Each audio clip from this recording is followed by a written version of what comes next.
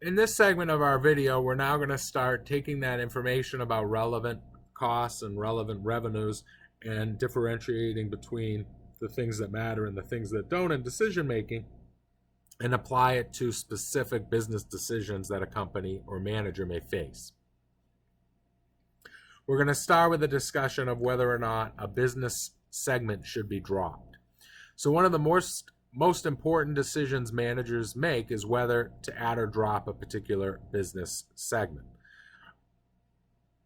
Ultimately, the decision as to whether or not to drop a segment is going to depend on its financial impact to the company as a whole.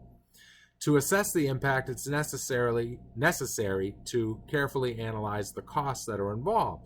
But remember, we only want to analyze the costs that are going to change between alternatives. So let's look at an example. Due to the declining popularity of digital watches, Lovell Company's digital watch line has not reported a profit in several years, and we're trying to figure out whether we should drop it or not. The decision rule here is that we should drop the digital watch segment only if profit for the company overall would increase as a result of dropping the segment. So anytime you have one of these decisions where you're trying to determine whether to drop or retain a segment, you need to compare the contribution margin, because that's the good stuff, that's the stuff we like, to the fixed expenses that we would save if we discontinue. So losing the contribution margin would be sad because losing it is a bad thing, but saving fixed cost is a good thing. So ultimately, the way I look at it is I want to have more happy than sad. So let's take a look at the digital watch segment. The digital watch segment has contribution margin. If we eliminate the segment, we're going to eliminate all of that contribution margin because sales will no longer exist and none of our variable costs would exist. So that is sad. So right off the top, we know the company overall is going to lose $300,000 in contribution margin. And if you remember back to our discussion of contribution margin, whatever happens to CM happens to profit. So we lose $300,000 in profit. However, we might save some fixed costs, which would then in turn increase our profits. So the question is, out of all of these fixed costs, which of these would be eliminated and which would not as a result of dropping the digital watch segment?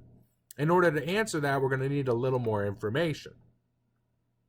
So an investigation has revealed that the fixed general factory overhead and general admin expenses will not be affected by dropping the digital watch line. The fixed general factory overhead and general admin expenses would be reassigned to other products. So with that information, we can now figure out what's relevant and what's not. In addition, the equipment used to manufacture digital watches has no resale value or no alternative use. So given all of that, should we drop or retain the segment? Well, we're going to always start with lost contribution margin, and we're going to make that negative because that makes us sad. Then we're going to add back, I don't know why they say less. It's really like adding back the fixed costs that you save. So I'm going to say it's add fixed costs savings, which is just another way of saying fixed costs that can be avoided. So let's go back to our list. So we learned that the general factory overhead could not be saved, so that's irrelevant. The salary of the product line manager, though, would be relevant because if we don't have the product line, we don't have the product line manager anymore, so that would be included in our analysis. Depreciation is irrelevant. In fact, depreciation is always irrelevant because remember, depreciation is just the systematic allocation of an asset's cost over its life. That asset cost happened in the past. So guess what, my friends? Depreciation is a sunk cost, therefore not relevant. Advertising, which is directly traceable, would be relevant because I'm not going to advertise about digital watches if I'm not selling them anymore. Rent for the factory space, if it's related to just the digital watch division, would be relevant. And then general admin expenses, it told us already, could not be avoided. So that 90, 100, and 70 is what we're including on this slide as our relevant costs. So we lose 300 in contribution margin, which makes us sad. We gain 260 in fixed cost savings, which makes us happy. but the overall result is a negative 40. This tells us what happens if we drop. So this is the change in NOI if we drop.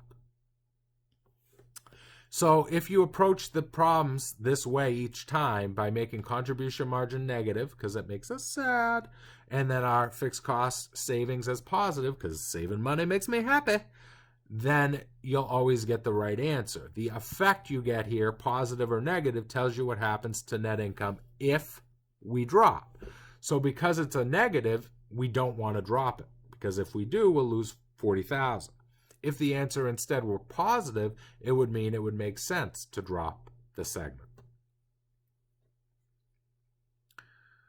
The other way we could do it is much more complicated, and that would be by looking at all the friggin' numbers. So we could see that if we drop the digital watches, the revenues and variable costs all are eliminated. So you could see the differences in this last column. However, the general factory overhead costs wouldn't change, but the salary of the line manager would. Depreciation wouldn't change. Advertising would, rent would, but general admin would not. So when you include all of these numbers, first of all, it makes me nauseous because there's too many numbers bouncing around, but you arrive at the same solution.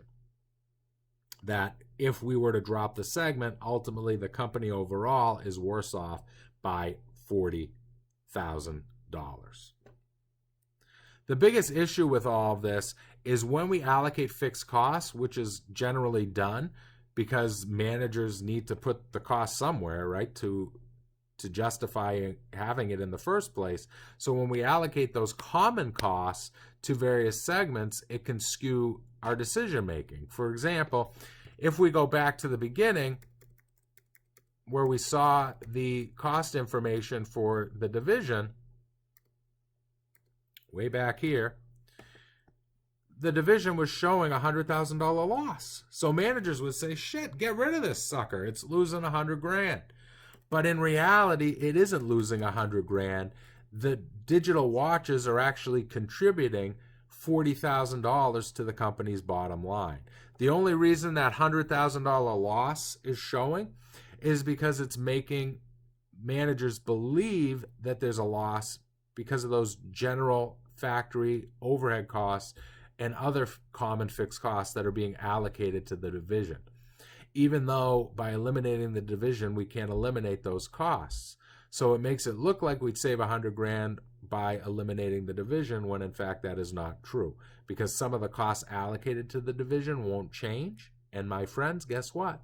If it don't change, it don't matter. So we have to remember to exclude those from our decision making.